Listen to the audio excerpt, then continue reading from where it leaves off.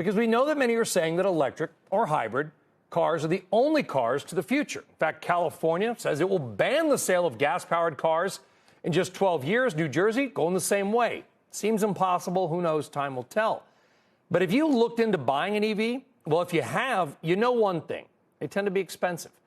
And the longer battery range you want, the longer you want to drive, the more you're going to have to pay, which led our next guest to write a great piece in the Atlantic magazine about the unfortunate realities of electric cars. Bring in Andrew Moseman for more. Andrew, I'm a car fanatic. I love the Atlantic, so it was a great combo piece. And what you're highlighting is the fact that if I buy a gas-powered car, if I go out and buy a gas-powered Toyota, I'm going to get the same range as somebody with a lower income who buys the same car. If I go buy an electric car, I can probably afford the bigger battery, which gets, is going to get me another 100 miles.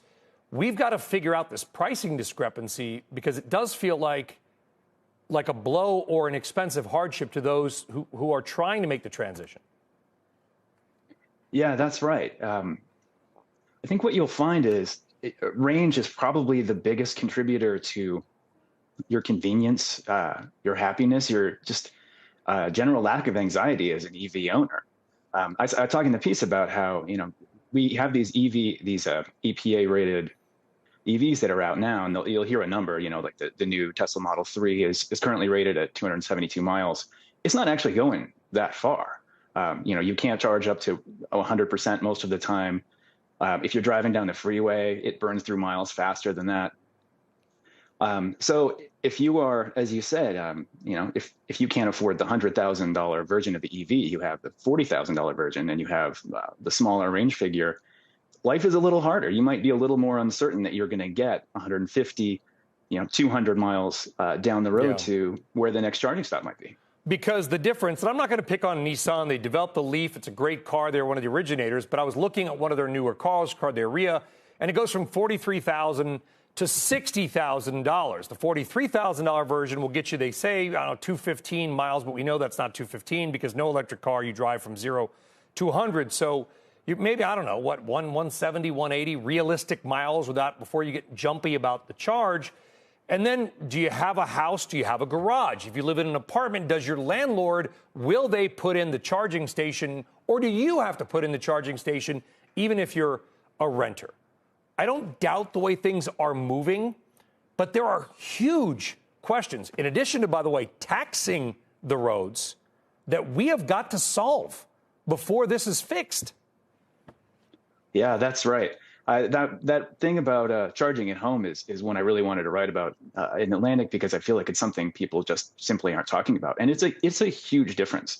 If you own your home or you otherwise have the ability to put in home charging, life is better. You don't stop at the gas station. You go home, you plug in the car in the garage, you wake up, full battery.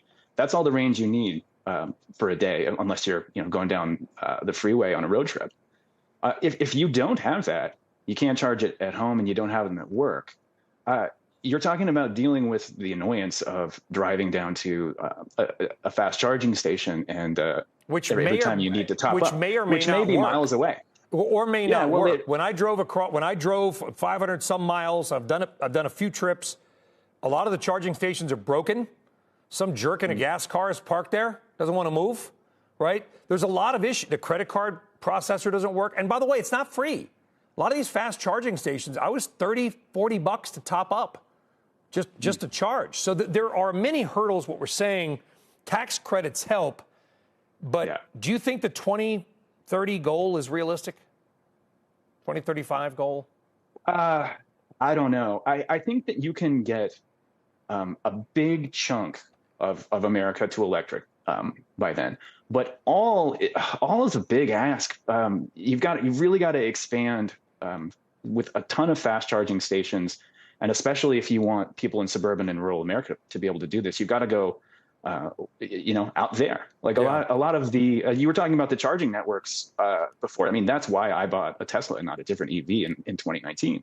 It's the charging network. But even Teslas, if you go out to some of the rural states, there aren't superchargers off the interstate.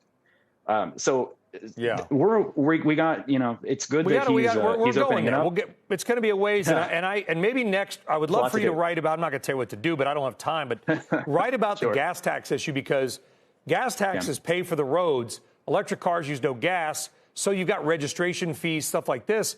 But I also wonder, are they going to have to tax our miles? They're going to monitor our GPS, and at the end of every quarter, every year, we'll get a giant bill in the mail for the road use. They're going to have to figure out how to make up the money, and it can't just be a one-time registration fee, because then you're not being taxed on how much you may drive. Maybe the next article is about that. Andrew, we appreciate it. I'll tweet the article back out. Really, thanks for coming on.